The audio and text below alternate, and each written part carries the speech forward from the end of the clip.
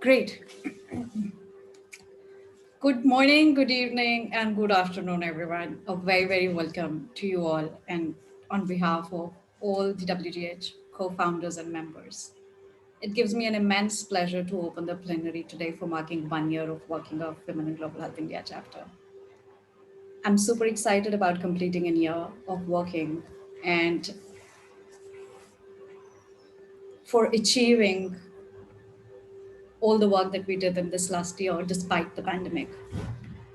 But what I'm even more excited about is that the leaders, the champions taking the cause of gender equality in global health and global health leadership forward have joined us today for the opening.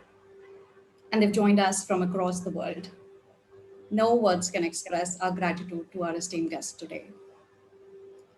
Friends, while women have been disproportionately impacted by the pandemic, women have also shown unprecedented levels of resilience and leadership in managing the crisis.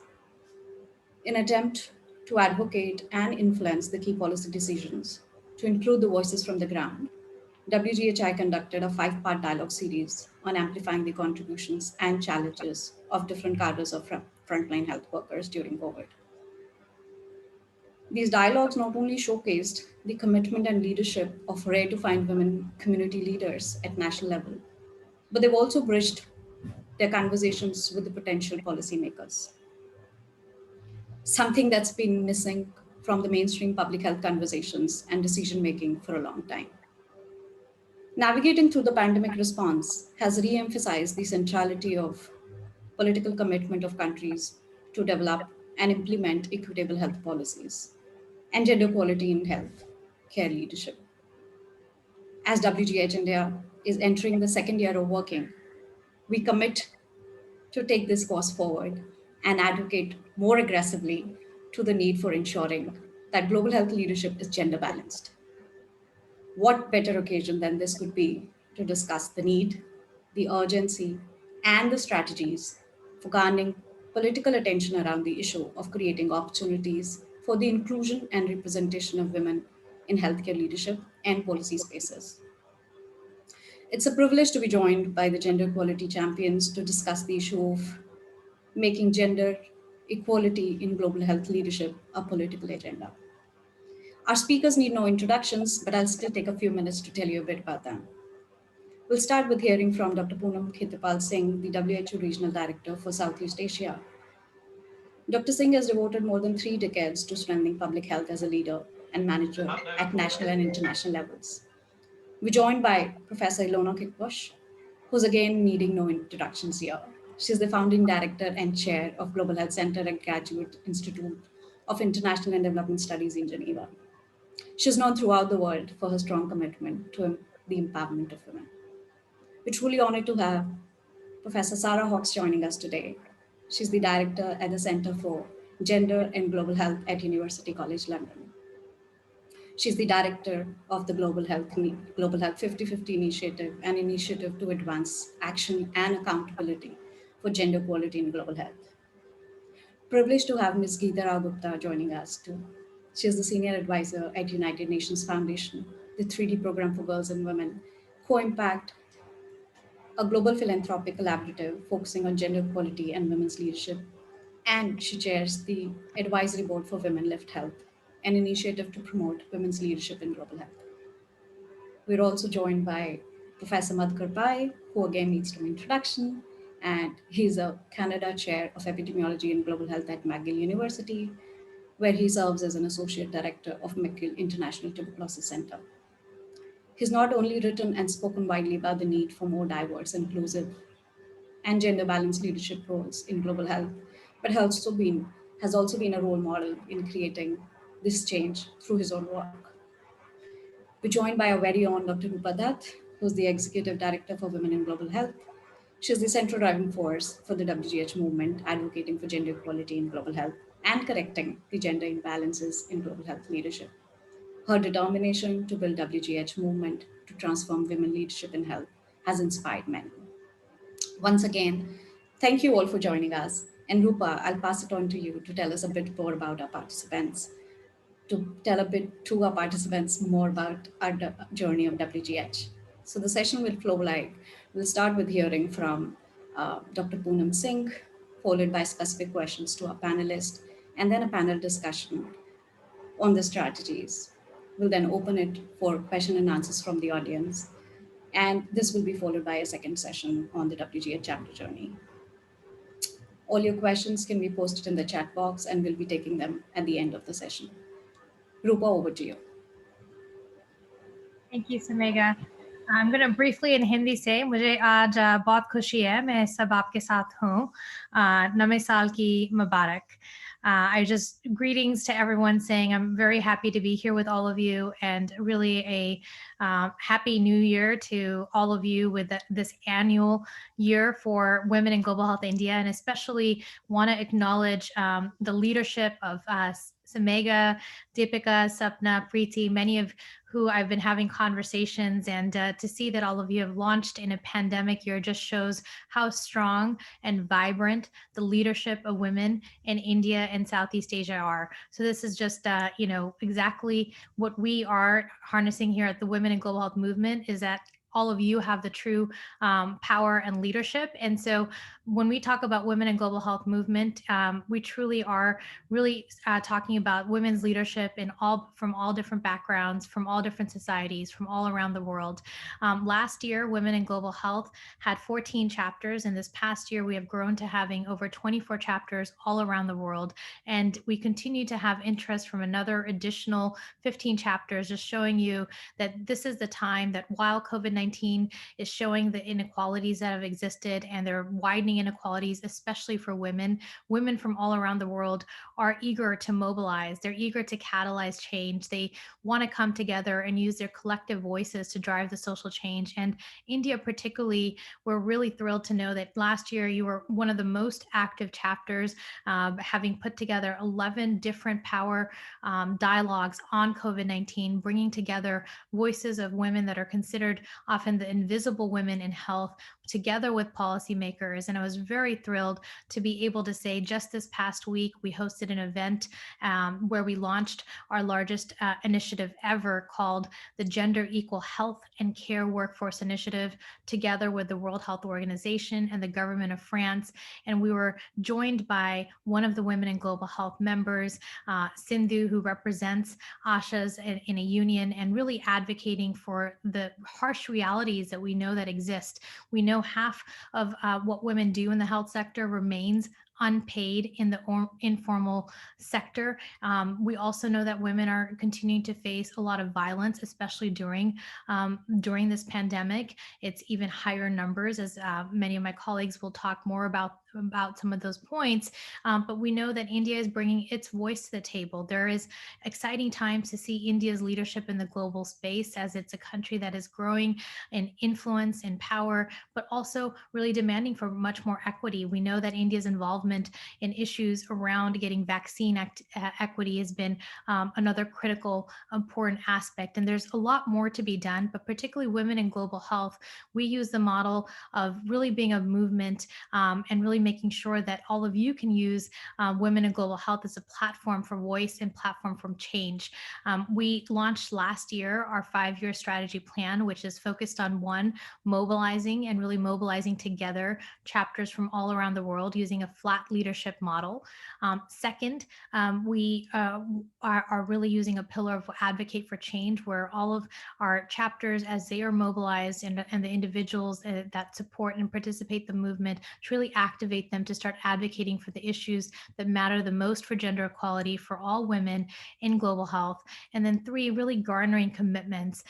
We want to make sure that in all of the sort of recognition of inequalities and the voices that we're hearing from women and others that are recognizing the gender inequalities really leads to true change. So our next pillar is very much about garnering commitments, and commitments for institutional change. Too often, the conversation stops at fixing women. We're here to fix systems. We're here to reduce and end structural barriers that keep women out of leadership roles at all levels. And finally, to hold leaders accountable. Using the Women in Global Health platform again is the means to go ahead and track what is happening, where is progress, and to be able to use that collective voice together in the Women in Global Health movement. And as a result of this, we are aspiring over the next 5 years to really have tangible outcomes and impact. And for us, that means really making sure, especially women from the Global South, are getting an opportunity to make decisions in global health. We know that women from all around the world need opportunities to set the global health agenda. In COVID-19, we did a review of women's representation and gender equality in COVID-19 task teams, taking a look at over 115 task teams from 87 countries. 85% of those were majority men, less than 5% were women. So we know this is a universal challenge, but particularly we are committed to supporting our chapters in lower middle income countries and really in the next 5 years, making sure that we see a shift in women's representation from Global South. My colleague here on the panel will be talking about some data that their group is collecting on particularly women's representation from Global South and global health institutions. We know that currently women from LMIC countries represent, again, less than 5% of women on global health institution boards and CEO roles. So there's a lot of work to be done there. And then particularly looking at institutional change and really making sure we end the unpaid work and really give women the choice and opportunities to enter into the formal workforce so that they can be counted and they can get the rights that they so deserve that they're not getting in the health and social sector.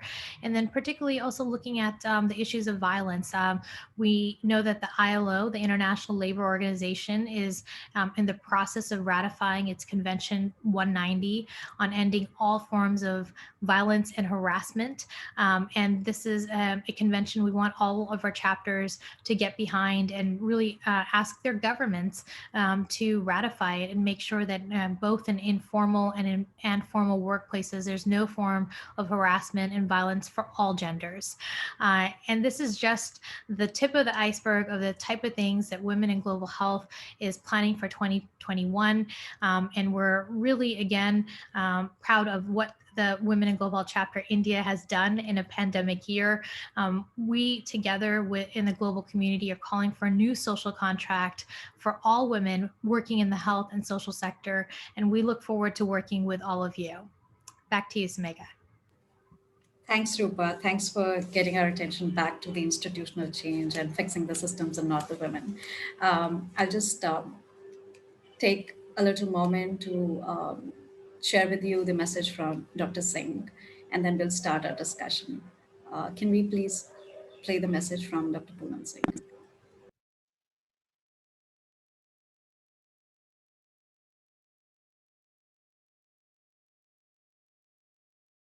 It is a pleasure to address you today to mark the 1-year anniversary of this commendable initiative. Achieving equal representation of women in decision-making roles in health, as other fields, is required for us to attain the gender equal region and world to which we are committed. Gender equality is not only a fundamental human right, but also a necessary foundation for a peaceful, prosperous, and sustainable world, a truth that is central to Sustainable Development Goal 5 on gender, but which nevertheless permeates all other SDGs, including SDG 3 on health. Growing evidence highlights the strengths that women leaders bring to organizations, communities, and countries they lead, which are also reflected in the many public health achievements that women have led and contributed to, something I have observed over my own long career. When women lead, organizations change. Women leaders tend to create more democratic, participatory, and collegial work cultures, inspire collaborative and cooperative approaches, promote the sharing of credit for achievements, and provide alternative role models. And yet, despite women accounting for around 70% of the global health workforce, they do not occupy a corresponding share of leadership roles. Strengthening women's leadership is especially needed amid the COVID-19 crisis.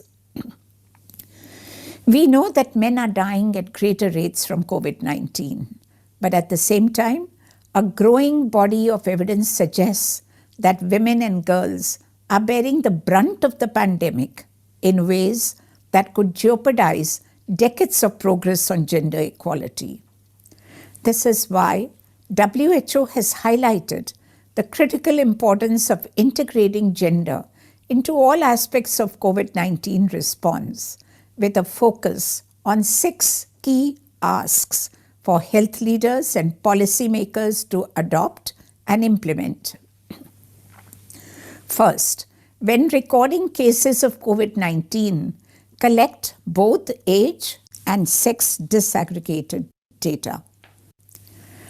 Such data will help inform the development of gender-sensitive policies, which are critical to advancing overall health equity, the focus of this year's World Health Day.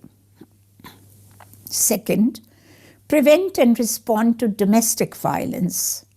Throughout the pandemic, women and girls have experienced increased violence at home, especially during lockdowns.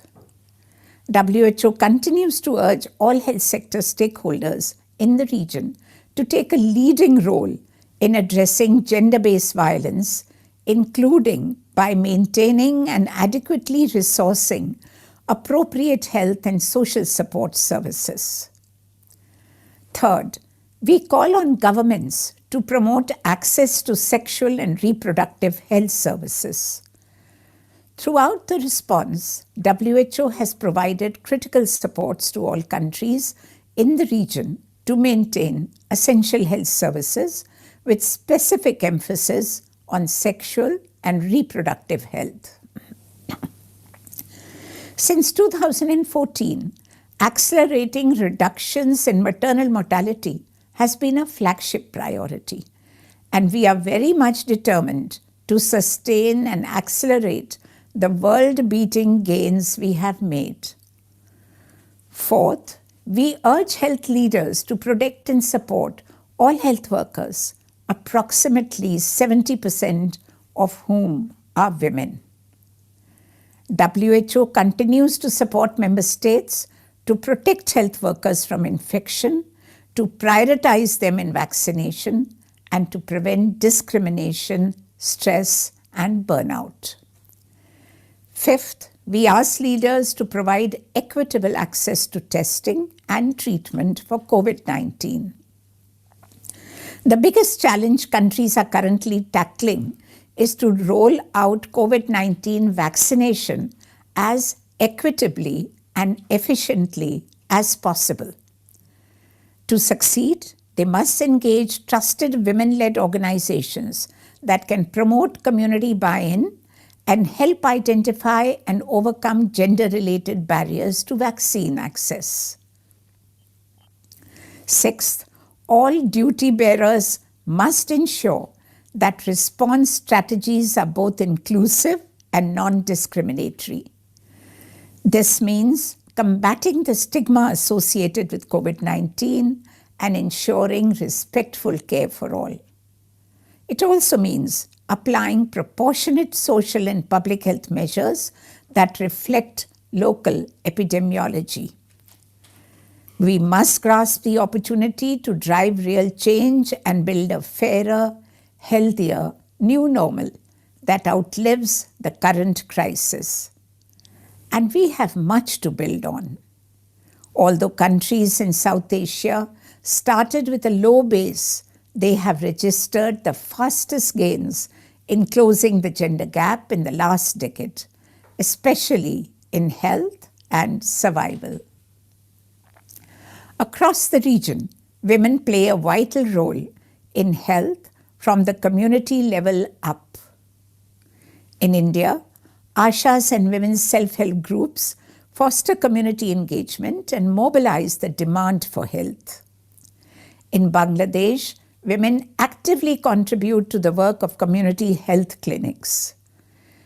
Women have had a significant impact on pandemic response interventions in Indonesia, Thailand, and Timor-Leste. 2 of the region's 11 health ministers are women, by no means a new development. But women in the region continue to face challenges that can limit them from rising to the top. Insecure and unprotected livelihoods, the gender skills, wage and poverty gaps, women's double work burdens, and the insecurity, violence, and social discrimination that pervade the lives of women and girls. These are all impediments to women's leadership in global health. And they all stem from inequality. In the region I head, women's empowerment continues to be a priority within WHO and in the strategic approach we take to health issues. You can be certain of our ongoing leadership, advocacy, and support, both in the region and globally. I congratulate Women in Global Health India on your 1-year anniversary and appreciate the opportunity to be part of your celebrations. WHO looks forward to continuing to collaborate with all partners and stakeholders to create a gender equal region and world that achieves sustainable, inclusive, and equitable health and development for all. Thank you. Thank you, Dr. Singh. Our sincere thanks for your warm wishes, your motivating words, and also sharing those extremely relevant asks with us and setting the tone for our discussion today. I'm just going to jump right into the questions to our panelists, building on these ideas. And my first question regarding the urgency and the relevance for pushing the gender equality agenda to a political agenda goes to Geeta. Geeta, we've just heard Rupa saying how 85% of the national COVID task forces in COVID been led by majority men. What do you think we've lost by marginalizing women in the pandemic leadership? Thank you, Sumega, and thank you so much for inviting me to be on this panel. First and foremost, congratulations on this 1-year anniversary. I remember when you began, I had briefly talked to all of you. So want to take a moment to specifically mention you, Deepika, Saluja, Sapna Kedia, and Preeti John for being pioneers in India and setting this up. It was long needed. So thank you for that and for being so active in a COVID year. Yes, you're right that on national task forces, the data shows through that study that was in the British Medical Journal that women are not represented equally. In fact, they're there in very small numbers, but perhaps more disappointing to me because I do serve in an advisory capacity to WHO, was to see that even the global task forces didn't have equal representation of women, that the IHR emergency committees that were set up for COVID actually had a representation of women that ranged between 1/4 to 1/3, which was disappointing. So what is missed is essentially 2 things in my mind. One is that you miss out on the talent that exists in half the sort of any country's population or the world's population. There is much more talent out there, and when you leave out women, you miss out on that talent. And second, and related to that, is that you then miss out on a different perspective of the realities of everyday living, right? Because women and men have different roles and responsibilities in society, their experiences are very different. And so their perspectives, the perspectives that they can bring to the decision-making table are often distinctive. And so when you leave women out, you lose out on that perspective. So it's not difficult to understand, therefore, why many of these issues that the regional director of WHO talked about, which were not brought to the fore the initial, when the pandemic first hit, such as women's higher income and job loss, the expanded and unpaid burden of care that they had to take on, the gendered poverty rates, the domestic violence increases, and most particularly, direct sort of impact was that maternal and reproductive health services were not considered essential services in the pandemic, which had enormous health impacts, and disadvantaged girls and women in a big way. So, that's what you lose out on. It sort of creates that exclusion at the decision-making table, creates a vicious cycle, because then you lose out on the issues that are most relevant for women. When you don't meet women's needs and miss those, then you are sort of exacerbating the gender inequalities in society. And when you exacerbate those gender inequalities, you have fewer women at the leadership table. So it's a vicious cycle that gets perpetuated. We now know that not having the diversity at the leadership, at the decision-making table, has consequences. So why keep replicating a model that we know that is broken, right? I know in the face of epidemics, I saw this in Ebola as well. It's often, there's a rush to act, and they feel that, this kind of quick response makes it difficult to keep everything in mind, every single factor in mind, which then argues for the fact that our health systems, our decision-making within global and national health systems should always be equal, not just in the face of a crisis. So what we're looking for is more representation. But I think the point to also emphasize, Sumega, is that it's not just more women, but it's a new type of leadership. It's a new model of leadership that we want to sort of make sure now is valued, right? So the typical traditional male model of leadership we are seeing may not be as effective. So if it is true that there is a new model of leadership, we want to make it possible for women to be rewarded for that style of leadership. I've seen in a lot of organizations, particularly global organizations, women do rise to lead positions of leadership, but then they're forced to adopt the same male model of leadership. They're rewarded for that.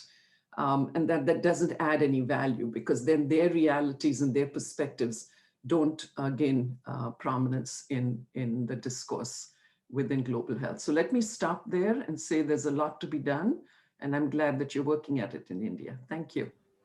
Thanks, Geeta. Thanks for your wishes and bringing to the fore the two important issues of talent and different perspective. We just had a Twitter chat yesterday, and we asked this question on not having women on the decision-making tables. What is it that we are missing? And some wonderful responses. I remember a few talking about how women bring to the table their own experience of vulnerabilities and marginalization, and which kind of helps in making global health policies more effective. But I'll underscore your point on the different kind of leadership, which is not copying the male, aggressive, pretty oriented towards measurements and so on. And also the vicious cycles, and that builds on to the next question, which I'm going to ask to Sarah, talking about how this is a vicious cycle, not having women on the leadership, not having policies which are more responsive to the gender needs. And as we all see during the pandemic and beyond, that all these factors are, this issue of gender inequalities in global health and the resultant unequal policies is multifactorial. So I want to hear from you, Sarah, on how can we operationalize an intersectional approach to gender and leadership in healthcare. Over to you, Sarah. Thank you, Sumega. And please let me echo Geeta and I'm sure all of your other participants and panelists in just really congratulating you. I can't believe actually how far you've come since we first met about a year and a half ago. Just the incredible things that you've managed to achieve in what a terribly, terribly challenging environment to be able to do it in. So many congratulations and happy first birthday. So it's a very good question. How can we achieve intersectional leadership in global health? And I think coming from the Global Health 50-50 side, we would certainly say one of the very first things we need to be able to do is to be able to measure what it is that we treasure. So in other words, to be able to actually monitor whether or not we are making progress to the kinds of goals that we're all setting ourselves and the kind of world that we want to achieve. So I'm just going to speak from the perspective of what we've looked at within Global Health 50/50, and then sort of pass that over for reflection. So in Global Health 50/50, which is an advocacy and accountability mechanism within the global health sector, I think what very much echoing what you said and what Geeta said, and I think what Dr. Singh referred to as well. We do, of course, see a link between what the makeup of the sector looks like and who and what the sector, the global health sector, prioritizes as recipients of action. So we do think that there is a link between at the bottom line, who's in a leadership position and how decisions are made in terms of, for example, the gender responsiveness of policies and programs that the organization or the sector seeks to deliver. So it's not just a case of organizational intersectionality being a standalone issue. We think that at a conceptual and at a measurement level, that actually does bear a link to the priorities of the global health sector as a whole in terms of who benefits from the resources and the activities of the sector.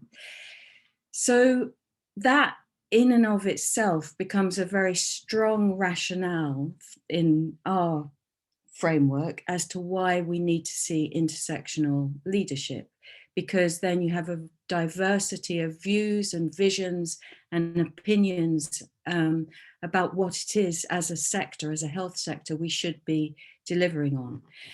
And as you may know, what we have found, certainly what we found last year is in our annual report, is a complete lack of diversity in global health leadership. So we see a sector that is predominantly dominated by men, is dominated by men from certain nationalities, i.e. nationalities that are predominantly Northern Europe and North America, and is dominated by people who have been educated within the same very small collection of elite universities, which again kind of leads to a stasis, we think, in terms of how the sector thinks about what it is that we're all trying to do and achieve. So how do you change that? I would say that one of the things that we've learned from looking at organizations over many years is that you can't change organizations without changing society. That it would be almost impossible to think of a truly intersectional, equitable and equal organization without also thinking of a truly equal, equitable and intersectional society. Because at the bottom line, for example, one of the biggest barriers that we see to women's progression, equality of progression throughout their careers, is the additional domestic work that women have to do. The childcare, I mean, COVID has clearly put all of this discourse back on the table, a discourse that has certainly been in operation for centuries and probably millennia, and has been certainly part of the feminist ideology and discussion, at least since the 1960s. But COVID has really thrown a very strong lens and strong light onto the absolute inequalities that exist in the domestic sphere in terms of both domestic work and childcare, that cannot possibly be unaddressed if we also then expect to see women having an equal opportunity in the paid labour workforce. So, you know, how do we achieve intersectional leadership? Personally, I think that there's probably two ways of thinking about it. One is that we cannot, as I said, we cannot de-link that from a much wider struggle for equality across society. The second thing that I would really strongly put on the table at this point in time is that thinking that all that we need is intersectional leadership is possibly the wrong lens of thinking about how organizations operate. What we should be really calling for is intersectional collective bargaining and intersectional collective action throughout an organization. Because at the end of the day, the outcome measure of the leadership is a reflection of, you know, an entire career pathway. And just focusing on what the leadership is up to is, you know, it's measurable, but that arises because you have strong bargaining power, strong policies of worker protection, strong equity, strong intersectionality across all of the career pathways for everybody in that organization. Thank you. Thanks, Sarah. That's too much for me to absorb in such little time. And I was simultaneously thinking of the action points. But thank you for underscoring the link between the leaderships and the policies. And I particularly like the emphasis on diversity and not just aiming for intersectional leadership, but intersectional collective bargaining and action. I see a lot of merit in there. And rightly said, it's just a reflection of our society, what we see in our organizations, and so on. Moving from there, I think we can just take a pause in terms of the polls that we have to see here. How many in our, okay, the top leadership position in our organization, while others can respond to this, I'll just move on to build on these points that have been discussed so far in terms of exclusions, linkages between policies and people's and the leadership positions and the policies resulting from there, collective action and no change in the organizational setup till we don't push the change at the societal level. But while we talk about these questions and, you know, everything we know, all these discussions go back to patriarchal norms and the inequalities in society and the traditional roles and so on. But when we start talking about actions, we often hear from organizations and even in our circles when we devise our policies to say, oh, we can't go change the society, or we can now go, you know, in Indian context, change the caste system, or we can't go, you know, change the patriarchal norms, or we can't change what's happening in a domestic sphere. So let's focus on something more tangible or easier to achieve in the same language as, you know, these inequalities are reproduced. Going back to what organizations collectively can achieve and what we in our individual spheres and in our societies and communities can achieve, I'll now reach out to Ilona, who's been, you know, the drivers of the global health. Okay, that's pretty surprising.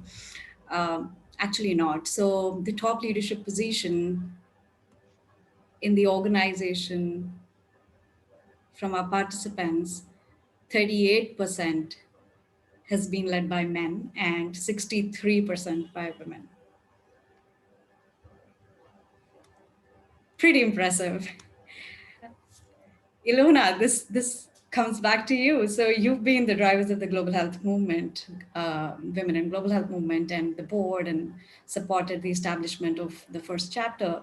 What are your reflections on the growth of the movement, and where do you think our priorities lie in the context of what has been discussed so far, and how can we achieve, or at least build a direction towards achieving these? Over to you, Lorna.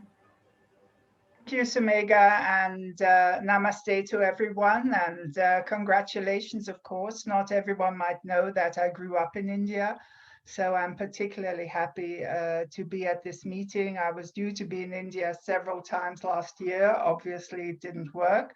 So I thought I'd wear my Indian earrings and my Kashmiri shawl for this event.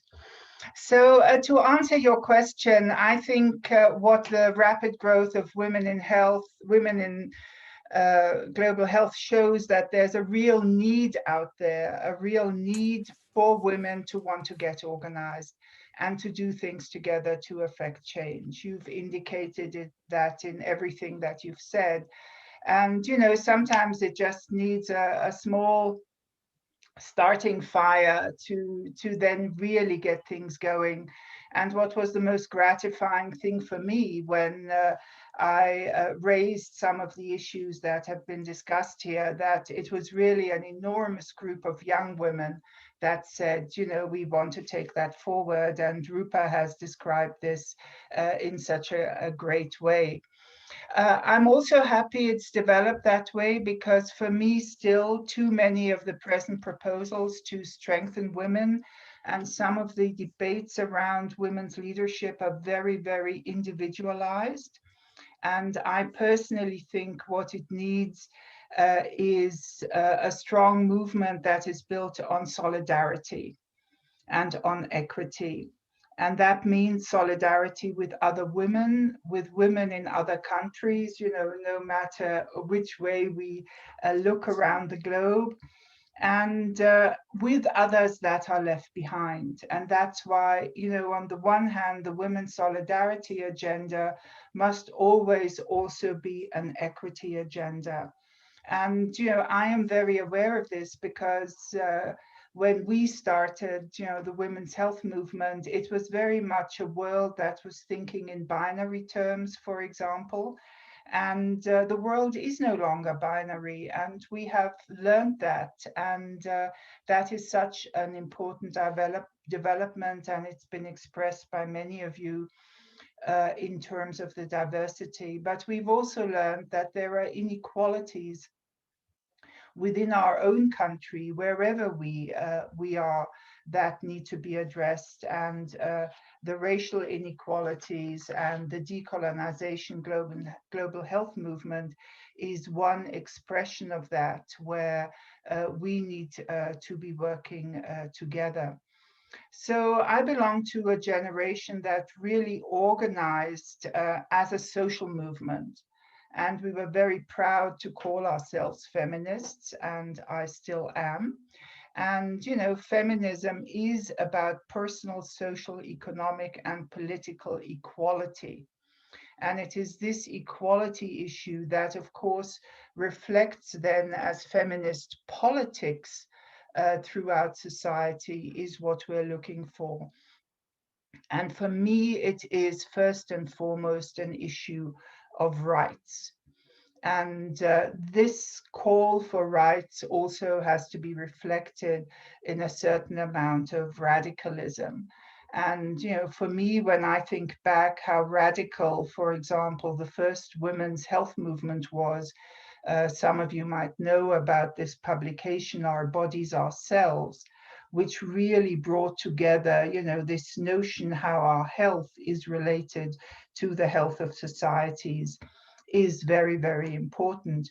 And if we look at larger policy agendas now, I'm thinking of some of the countries that are talking about feminist foreign policy, for example, you know, to say what is the expression of feminist foreign policy. In my mind, feminist foreign policy would stand definitely against vaccine nationalism, for example. So, you know, how is in everything we do and whatever political sphere we are active in, how is that notion of solidarity, of equity, and of rights reflected? And so, you know, this feminist approach, of course, is an agenda not just for women. It's an agenda for the whole of society. And it's not just about having more power, and some of you already alluded to that. It's about a new understanding of power. It's a new understanding of leadership, a much more democratic way of organizing organizations and society and movements. And that's also why I'm quite excited that, for example, in the whole area of economics, a new generation of women is starting to define, how we should approach economics in our society. What are these models? I'm thinking, of your own Jaite Ghosh, who is thinking about this. We've had Esther Duplo, we have Kate Rayworth, we have Mariana Mazzucato. We will now have Dr. Ngozi at the World Trade Organization. We're starting to have women head economic agencies, be the chief economic officers in big financial organizations. We have, of course, the women prime ministers who seem to have handled COVID-19 on average a bit better than some of the men. But I think it is this, applying this feminist perspective of a different leadership and a different society to all areas of society. And I think now, as we think forward in terms of building forward better, I think these economic voices that see economy in a very different way. And I'm really happy that WHO has announced this WHO Council on the Economics of Health for All, which will be led by Mariana Mazzucato and will clearly have that political agenda. So I'll end just on saying, how thrilled I was that your title said this is a political agenda, that it's a broad agenda that leads to more equity, to more solidarity, and therefore a very integrative understanding of health. That's about the future of women, the future of society, and the future of the planet. And for that, I think, we have models now from women for a very creative agenda and how to do things differently. And I hope, with health in mind, we will move that forward. Thank you, Sumega. Thank you, Lona. I love the colors that you're wearing, and thanks for the wishes to Sarah too and to you. Again, it's it's again very difficult for me to absorb such insightful thoughts, and I'm still absorbing. But totally agree. I think this agenda, in terms of a political agenda, is certainly beyond a very narrow, focused, reduced idea of just having women in the leadership roles and fixing the immediate organizational changes. It is about solidarity with other women. It's about pushing for equity. And thanks for bringing in the decolonizing global health agenda as well, which is very much linked to, the male power, the male dominance in global health, and we are all victims of that in many sense, and it has kind of even captured our imagination of how policies should be made and implemented. Uh, Taking forward your idea of the feminist approach and the agenda for the whole of the system, and not just, this feminist approach calling for equity is not just relevant to women but also for men, and beyond, as you rightly said, just the human health but also the health of the planet. Wonderful thoughts there for us to ponder, and I'll just move to Madhu with with those ideas. Madhu, your reflections on this feminist agenda in terms of serving to men as well, and what role do you feel? You've been a great champion of men allyship and men leaning out. Um, what would you add to this discussion in terms of the role of the man? Oh. Thank you, Sumika, and congratulations on year one. I think it's very apt and appropriate that India does more of this work, because we've all been very polite here, but what's happening in India is scary. India remains a deeply patriarchal society, as it was when I lived there for 30 years. And the rising tide of authoritarianism is very linked to patriarchy, and the oppression and arrests of women activists, women journalists, their harassment is beyond scary. So there is simply no doubt that many, many more people need to be involved in this effort. And I honestly would love to see more men at the table discussing these issues. Even this meeting, I can barely see men at this meeting. Every meeting I attend to, it's mostly women who already know a lot, who understand all these issues, don't need to be convinced. But I don't see men participate. In the same vein, when I attend meetings on decolonizing global health, it's mostly Black, Indigenous, and people of color who are talking about this.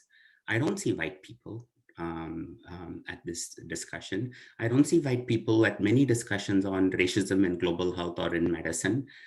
And I'm worried. I mean, where are the men? Where are the white people? Why are the same set of people talking about issues that they already know or been talking about for decades?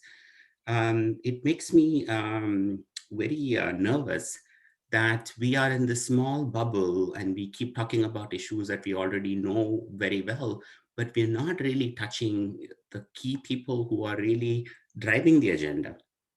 I think Ilona and others mentioned it.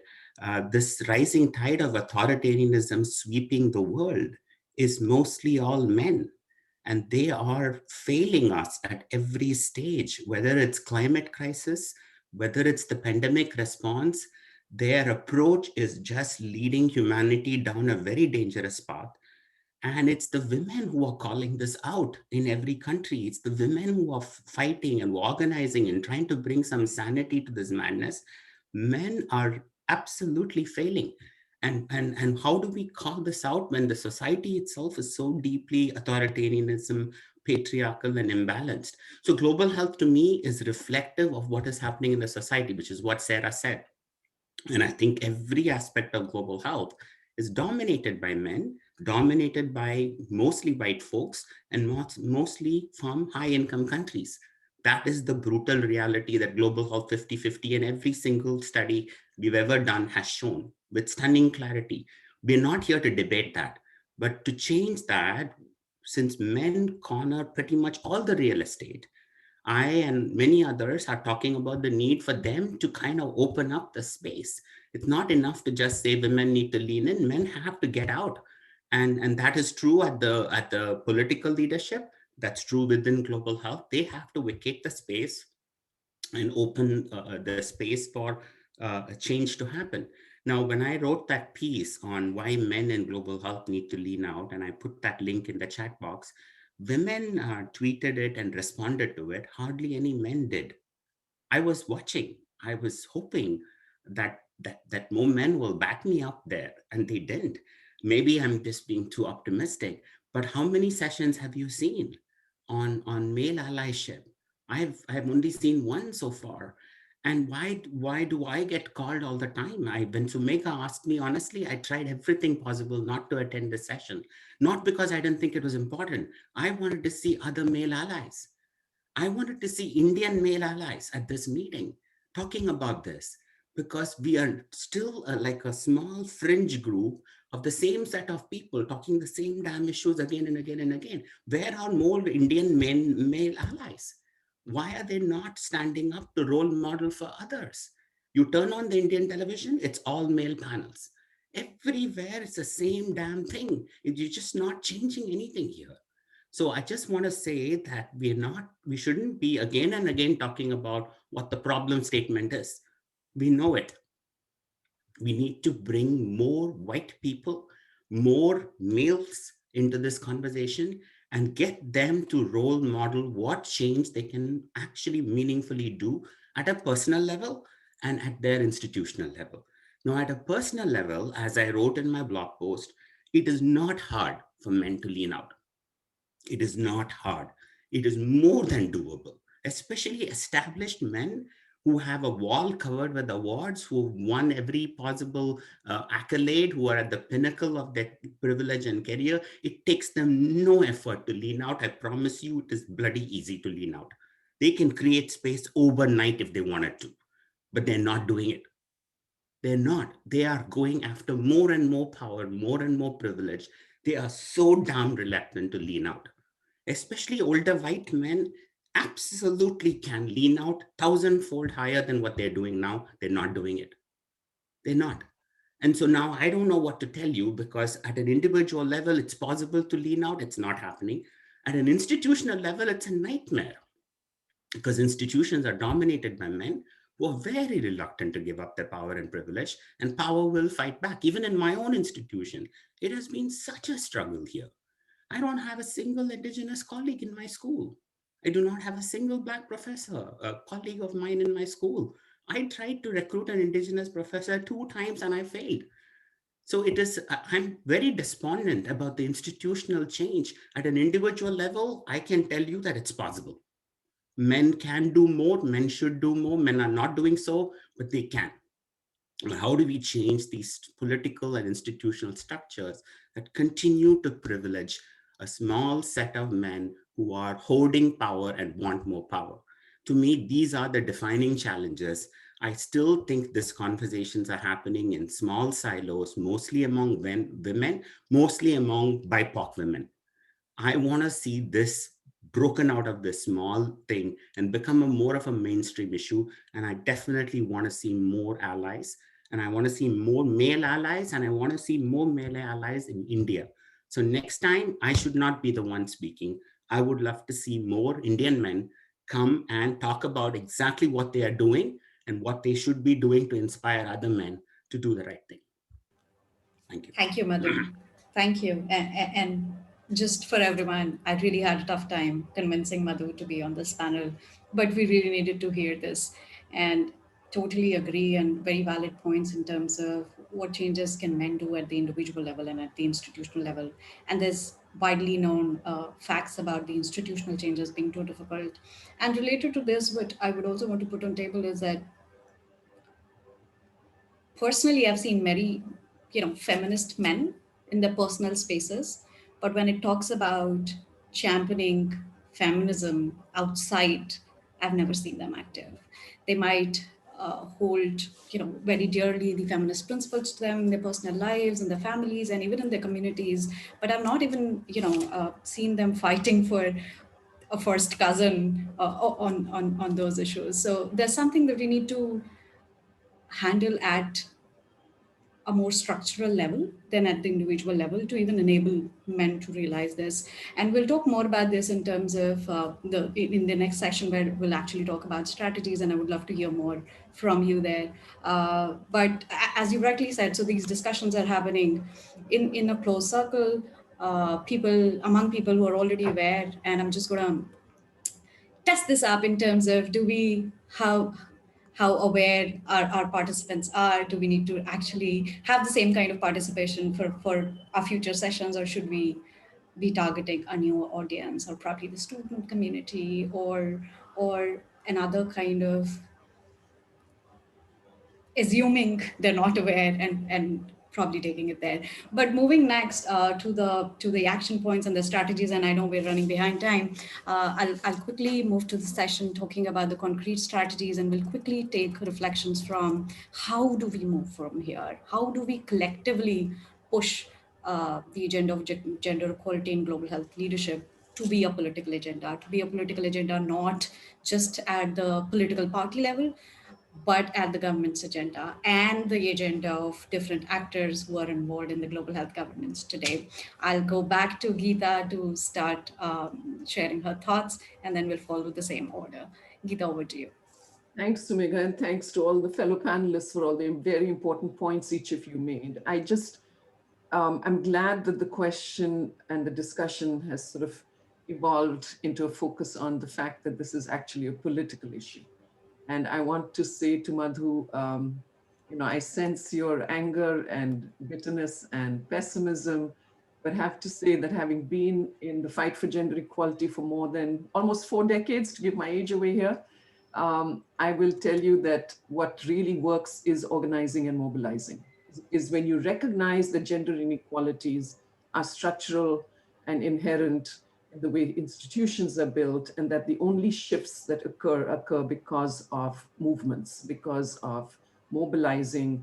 And it's the success we've had so far in gender equality, the progress we've made, has been primarily because of grassroots women's movements and their organizing and the collective bargaining that Sarah talked about. So just to say that that's where it has to go to. And I have great hope in that, Madhu, just because I can see, as you can see from, the young women who have made this happen in 1 year's time, that getting together and organizing, even on the margins of their existing jobs, right? This is not what they do full time. Rupa's leadership, everybody is now citing these statistics that we didn't know even 5 years ago. So I think that the combination of political mobilization and advocacy by the people who care. So I agree that initially it's just us, it's the same old people, right? But that's good to build solidarity. That's good to be able to mobilize. And that's when you begin to see some action. And then that has to be bolstered with the data, with the evidence, to the extent that that matters. Partly it's the evidence, there's the head and the heart issue, right? So partly it's the evidence, but for the most part, it's the anger is good, the emotion is good. And I think the combination, when I've seen the greatest success is when those get combined in the right way. And when we recognize that just training women or even changing a few institutions is not going to be sufficient, but you need it happening at all levels. I think you need action at all levels. You need top down, you need bottom up, you need non-traditional champions, you need the traditional champions. And so that's been my experience, that of course we know there's some measures that work. We know, for example, now diversity training is not the magic bullet that we thought it was. It doesn't necessarily work at all. It may go the opposite direction. We know that the quota system, having targets and fixed numbers of who should be represented works. We know within organizations, the recruitment policies and that work. We know the workplace policies that allow for that pipeline for leadership that Sarah talked about. So we know a lot of what needs to be done. I think the rest is political, and it is going to require a movement. It's going to require us organizing better, which will mean having more forums like this to strategize. So I think these individual national chapters of Women in Global Health is the best thing we can do. And together with all of the other initiatives, Women Lift Health and many of the others that are simultaneously in Global Health 50-50, now Co-Impact, the other philanthropy I'm working for now, is going to be supporting women's leadership. When all of those partners that function in this ecosystem actually work together, which is my dream, that if we can all work together, then we'll begin to see the push that needs to happen. So let me stop there. Thanks, Geeta. I'll just pass it to Sarah, and then we'll and please feel free, everyone, to come in, the panelists. Just unmute yourself. Yeah. It's hard to follow Geeta and say anything beyond saying just ditto.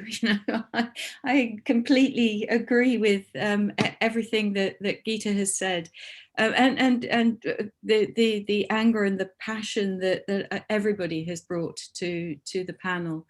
On a very practical level, in terms of what we have seen might make a difference, contextually realizing that not everything works in the same way everywhere.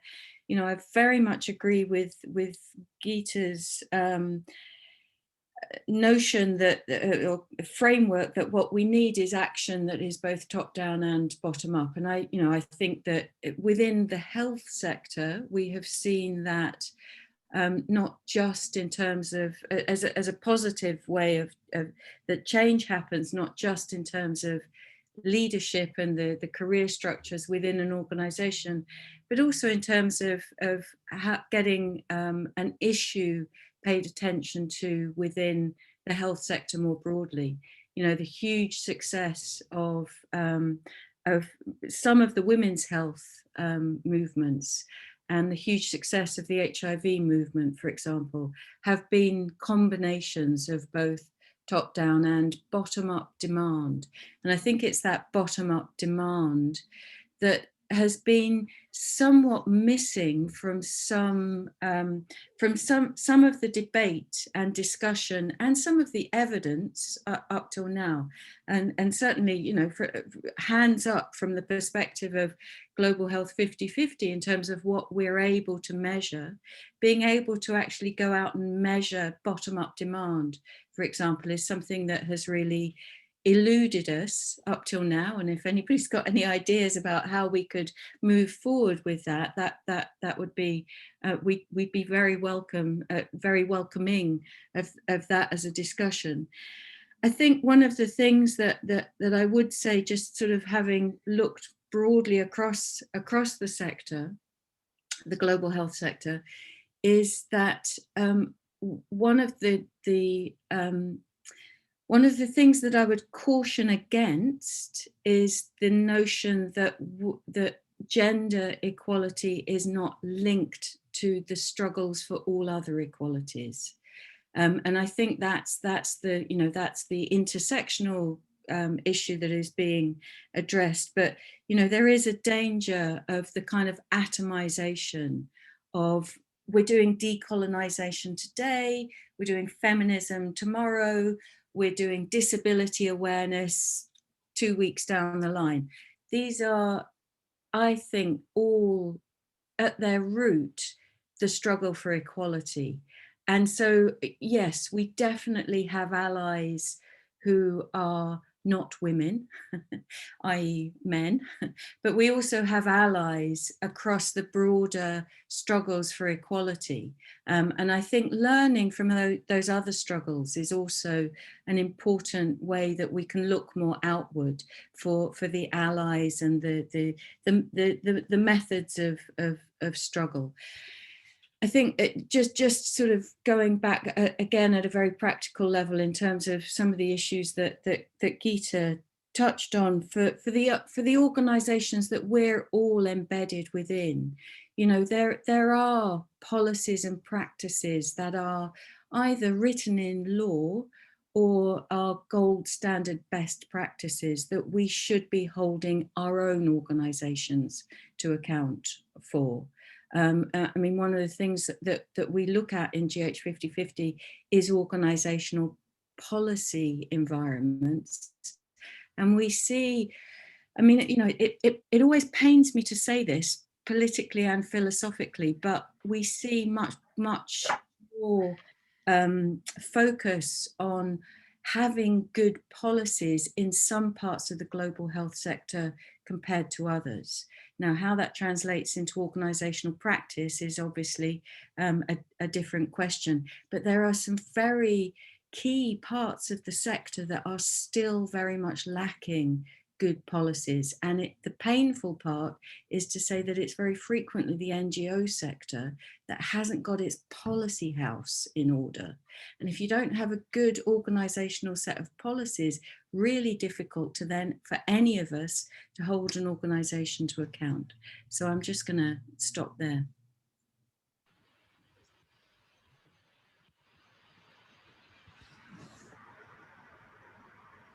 Did you want me to come in, Sumika? Yeah. Well, you know, I think first of all, I'm fully in support, as I also tried to say, that, you know, this is incredibly political. And I think in some cases it's been not looked at enough of being political.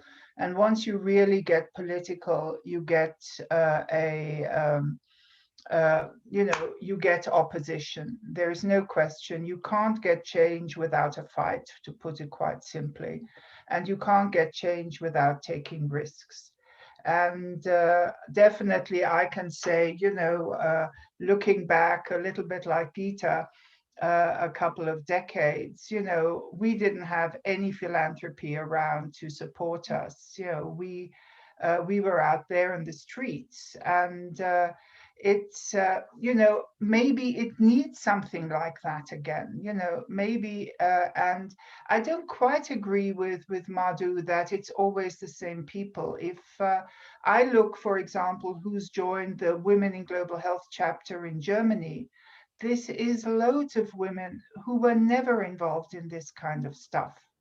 And what I obviously try to do when then, I get invited on some panel, I just pass it on, that it's one of those 300 fantastic women that have joined the chapter.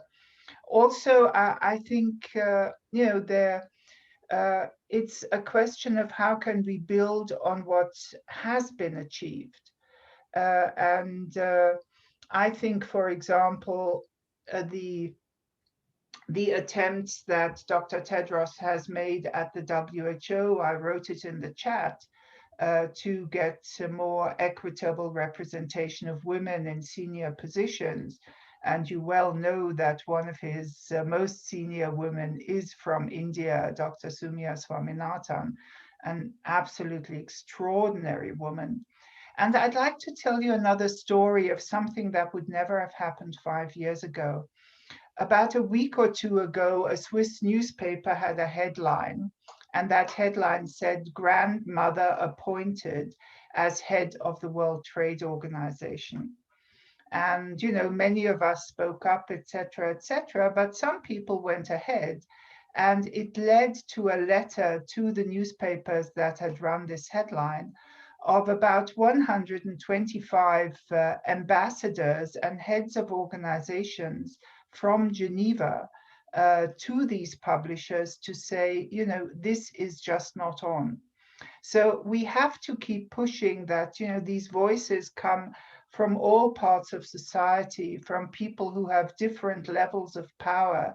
And, I relate very much, given my own history, to some of Madhu's frustrations, because, that's one of the reasons I started that Twitter list and a couple of years ago, because, here I was having come to WHO as a young woman and non-medic, and, being the only one in the room, and, having a range of quite interesting experiences, etc. And then, I say, hey guys, this is 30 years later, and there's still all men on this panel, very simply put. And I said, they're out there, let's make them visible. And so I think, and this I think reflects what Geeta and what Sarah have said, there isn't a single area in our lives where we mustn't be political and push people on this agenda, and push them further and further and further, and call them out and hold them accountable. And I think one really important thing that has happened over the last years is having those data, the kind of data that Rupa and her group collect, the kind of data that 50/50 collects, etc. Because otherwise, people always said, well, there's a woman over there, kind of thing. And now, we can say, look, 1, 2, 3, 4, 5. But I also think, point one, we must celebrate more what has been achieved. I mentioned all those economists, women economists in key organizations, and we must challenge them. Are they just women representing the same old economics? Or are they women who bring that creativity and that other vision of society? And I think that's part of our role now. Now that there are more women in senior positions with influence, let's challenge those women. Let's see, we all admire Angela Merkel, but there are less women in German parliament than when Angela Merkel first took office 16 years ago. So, something's not coming together. And so I think those are the kinds of things we must do, and we must challenge women as well. Women who have made it into the corridors of power must be solidaric with other women and must have a different vision of society and power. Can I just jump in on that point, Sumega, if I may? So Ilona, you make a very important point with that example of Angela Merkel. And just want to say that in the past, what's worked well for the women's movement is an inside-outside strategy.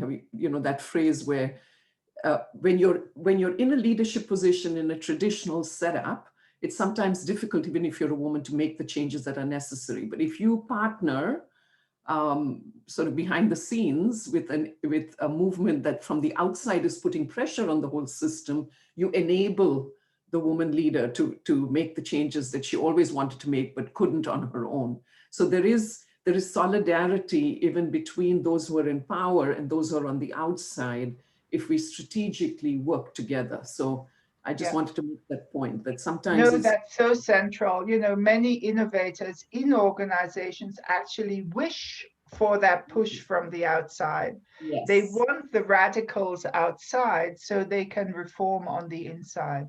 One must exactly. never underestimate that. And that's also been critical in a number of areas of work in WHO, most definitely. And I, I, if I can, oh, go ahead, Geeta, go ahead. No, I was just going to say very quickly that one of the things that really pleases me is that when the women's movement began, and most of our work, even on the research side, gathering evidence, was to make the case to male leaders who were in policymaking positions to change policies in this way or that way for women. And now we've come to a point we've said, just move over, give us the leadership position. We've always known what to do. Let's just do it. I love that shift in emphasis that has occurred. And I just wanted to celebrate that. It's great to chime in on this celebratory aspect. And I think, just a message to everyone tuning in from the chapter, this is exactly how Women in Global Health is operating. We particularly put the pressure both internally and outside. And this is where there is the ability to really work in collective action.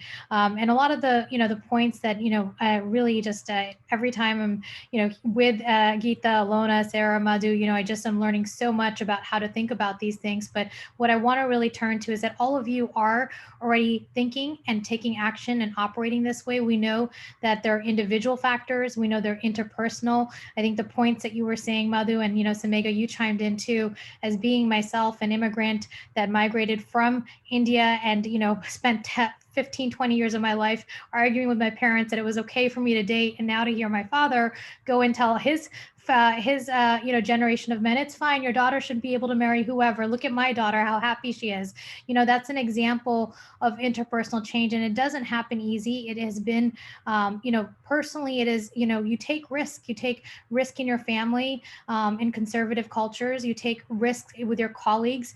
You can be labeled as the person that is the troublemaker. As being a physician myself, I've often embraced the troublemaker label itself. And that point that Sapna made in the chat about, we have to almost embrace the fact of, like, when we challenge people, that we are in a way, putting them into a difficult position and putting ourselves into a difficult position, because change is not easy, and power is not easily transformed. It sometimes does require to be taken, and really that's where this aspect of collective action, Lona, you have shared so many stories with me in the past about the women's movements at different points in history, and Geeta, hearing yours now too about those different points where it's not just linear, it's not just the one time that you've passed one policy or one set of human rights, but it's the constant pressure that needs to continue. And I think that's really where using that ecological approach, saying that yes, individual and interpersonal is great,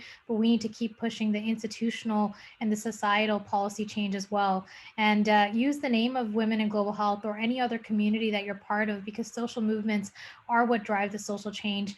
And that's one of the best things I think that this global movement has been able to do, is that people can use our name to call out things and yet not face the personal individual retaliation. And we achieve more together, and there's so much to be done. So Samega, again, back to you.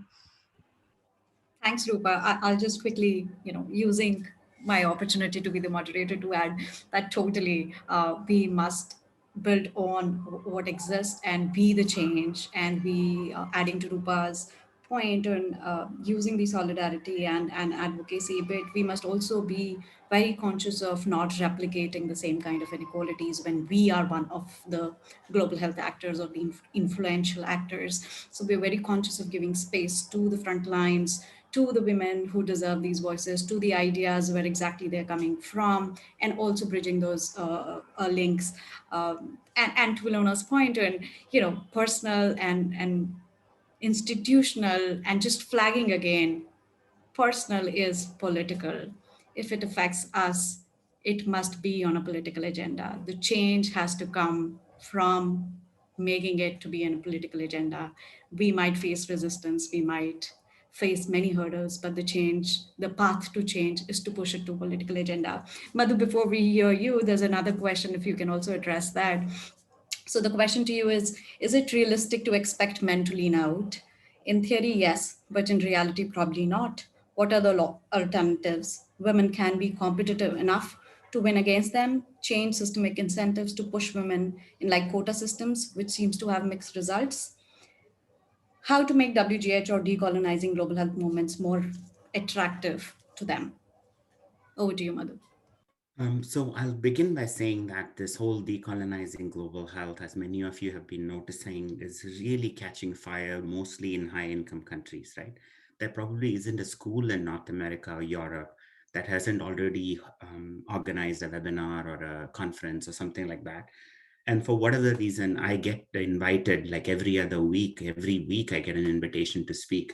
So what I've done doing now, and I've done it in, I think, the last 15 invitations that I've received, I hit the reply button and I say, look, while I have given such talks and written about it, I'm worried that this conversation is primarily being led by privileged people in the global north. That if you really want a successful conference on decolonizing global health, you need to center it on indigenous populations, indigenous scholars in high income countries, or Black indigenous people of color from the global south. That is where the real knowledge really comes from. And then I say that this is now very possible given the pandemic we are living in. Everybody is online and able to call in from wherever in the world. And then I say, here are the names of 17 people, which is currently on my list. I've created my own personal list of scholars on indigenous BIPOC folks who are really deeply thinking about decoloniality. And I've listed them, I've given links to their articles and their talks and their email address, and I attach it, and mostly all of them are women of color. And I send it to them. And you know what? Many people respond to me and say, thank you so much. We didn't really realize this. Thank you for giving us a list. We've already invited somebody from your list. This absolutely works. Now, along the same lines, wouldn't it be nice to have a list of male allies in global health? So that when you contacted me, Sumega, to speak, and I said no, I could have given you that list. In fact, you should have had that list yourself, right? I shouldn't be the one giving you a list of male allies in global health. You should have your list of 20, 50 people. It's not the same Madhu, it's not the same Gitin Ji, it's not the same Jeremy Ferrard that you invite. You invite many more people on that list. How do we create this? So here I want to share this tension that I have, which is unresolved in my mind. Maybe some of you have thought a lot about this and can answer this. It's like when in my global health class, I had a whole workshop by Stephanie Nixon, a wonderful white woman from University of Toronto, on privilege, oppression, anti-racism. She did a remarkable 2-hour session. And you know what hit me a lot when she finished the session? Here was a white woman talking about racism, okay? And the reception she got was outstanding. And then at the end, Stephanie got to me and says, Madhu, you know who my audience is right now? Other white people. I'm not interested in talking to BIPOC people because they know everything. I have learned from them. But I want to reach other white people on what racism and whiteness really means. I'm researching whiteness. I want to understand this better. They are my real audience. Along the same lines, I think we need men to say, here is how problematic the world is, why men really need to do way more than what they're doing right now. Just as white people have to have conversations about racism because they invented racism for their benefit. They must be involved in dismantling it. I'm not saying that organizing from the ground and demanding power to give up power is unimportant. I'm also saying people in power need to have their own wake-up moment where they understand how bloody ridiculously privileged they are as a male, as a white person, and then find a way on how their personal growth needs to happen and how they can bring about organizational change as well. I don't want to make this an either or discussion. I'm saying both need to happen. BIPOC people and women organizing has been happening for centuries. We need to see white people and men more actively involved in dismantling the patriarchy and the racism structures that they have invented for their benefit. How to make this happen, how to get more male allies into this conversation is something I think we all should be discussing. But right now, what I'm seeing is completely inadequate, in my opinion. Thanks, Madhu. That's really important to bring on. And I'll not go into summarizing, but in the interest of time, we can still take two questions from the audience. And if you all can just be here for another 5-7 minutes, we'll just close by 10 minutes. Similar to the question on above, the question is, what are implementable strategies to convince organizations led by men to also prioritize gender equity within their organizations? If unification with other equity movements is emphasized early on, is there a risk of organizations thinking you're asking for too much and ignoring most asks? Sarah, would you like to take that, or anyone else who's worked with or studying organizations and the organization change? I'll repeat. It says, what are the implement? Sorry, yeah, Sarah, you got it. Yeah, I mean, just a really quick response about, and it's partly about how we frame these arguments. And I would so addressing this as somebody working inside an organization, I would very much encourage other people working inside organizations, which I assume most people on this call actually work for an organization rather than for themselves. It's about demanding your rights. It's not about sort of asking for some kind of discretionary benevolence from the top. It's about actually knowing what your rights are. And most of us, I'm imagining, actually work within countries that, for example, have laws and have a very strong legislative framework that underpins non-discrimination, for example, that underpins our rights within the workplace. I think one of the things that has really struck us as Global Health 50/50, looking across the board and across the whole range of organizations that we look at, is how very infrequently organizations actually overtly recognize and put on paper what people's rights in the workplace are. And I'm old enough to think that part of that, it goes along with the almost virtual collapse of the trade union movement over the last 30 years, a movement that was specifically designed to remind all of us that this is not about discretionary organizational change. This is about us as individuals knowing our legal rights in the workplace. That's the bottom-up demand, and it's not a demand for change. It's a demand to ensure that our rights are realized. So I'm just going to leave it at that. Yeah, except, Sarah, that a major part of the trade union movement was incredibly sexy and did not go on the street for women's rights. No, I completely agree. So, there's different dimensions of that as well. And I think we have to openly discuss that. And maybe that's one of the reasons for the demise, because also they didn't really integrate women, equity, and unpaid work issues or issues of that nature. So even, progressive movements in quotes, also think of certain political parties, have not been that open to issues of women's leadership.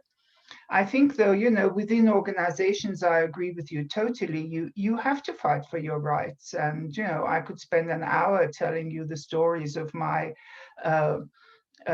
life in WHO in 16 years, and people consistently telling me, if you do this, if you ask for this, you're going to get fired, your contract's not going to be renewed. And I tell you, I did it, and none of that happened. None of that happened. And actually, I got another problem because people who did not have the courage to do that for whatever reason, I don't want to judge them, for whatever reason, suddenly didn't support me because I had been an example that you can be courageous, you can ask for things. So if one person starts doing that and something happens, it gets difficult for those who didn't ask for something before. So you're constantly in a situation of having to create alliances, of bringing people on, of saying, I'm not trying to show you up or anything. This is for all of us. If one of us makes this step, etc., etc. And so we have to be aware of these issues, and maybe also see who can take the risk and who can't. And there's a whole range of strategic and tactical issues. But, we have to ask for things. And, I started up and they gave me a payment grade, which was lower than if I'd been a man. And so I went into the regional director's office and said, I'm not accepting this, full stop. And the next thing I knew, I had the other grade. So, you really have to push wherever you are and try and build alliances to move it forward.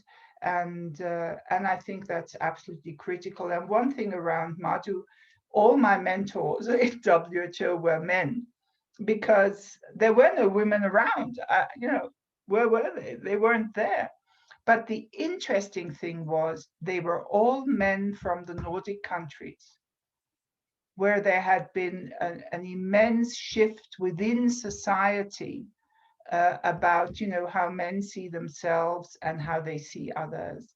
And so we see how all these things interface, and how we have to fight on so many fronts. And that's why I talk so much about solidarity, because each individual that takes a risk wherever has to feel secure that she will find solidarity amongst others.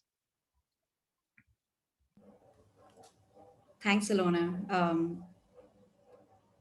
Wonderful insights and personal stories, which actually give a lot to us to be more active and more aggressive. We certainly are more privileged and we certainly have more women role models than it must have been 30 years back. I'll just quickly add and then probably conclude to, we've touched upon really important points here, and I underscore the solidarity and the equity focus and moving beyond human health.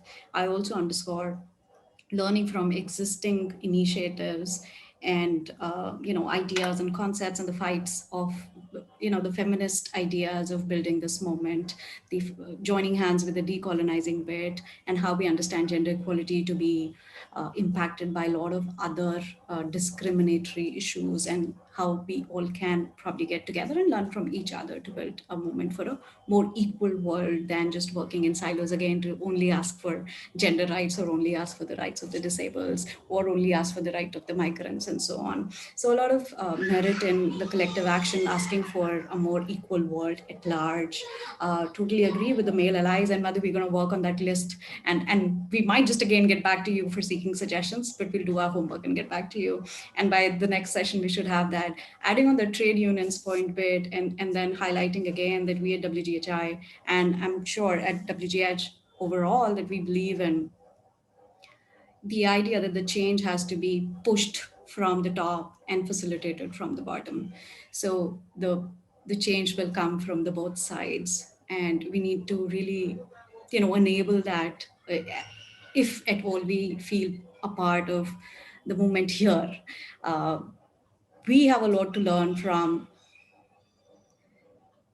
the trade unions for ASHAs and ANMs and how they have got together. I remember in India, we had this mass movement for auxiliary nurse midwives when they were asking for better salaries, and they got together to ask for those rights, and they actually got a better salary position. And we see a similar movement in history now for the ASHAs, the activists, for better incentives, and WGHI really draws a lot from their movements and their activism. There's not just inspiration, but also strategies of building solidarity with influential organizations, with the civil society organization, as well as working with the top leaders, identify partners, and uh, initiate the change, like we talked about, of getting the push from the trade unions, but having that one ally inside the organization to kind of shift those policies. We have examples from our recent nurse midwifery initiatives where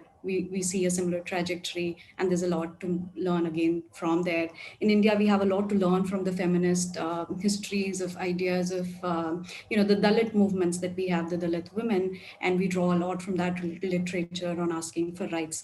But I'm concluding, I'm not going to take much time. Thank you all for joining, and please join us again in 20 minutes for our next session on Women in Global Health Chapter Journeys, where we'll be talking about the collective action of the Global Health family, Women in Global Health family, what we've done so far, what do we aim to achieve, and build the solidarity that we're talking about, and hopefully focus more on the equity and the equal health bit. Thanks for the audience for joining, and I, from the bottom of my heart, want to thank all the members of WGHI who helped put this together, for sticking together for a year in the most unusual times when all of us were pressed. And I hope to see more women in the next session. Thank you all. Thanks for joining. Thank you. Thank you. Thank you very much. Thank you, Sarah, for joining. Thanks a lot.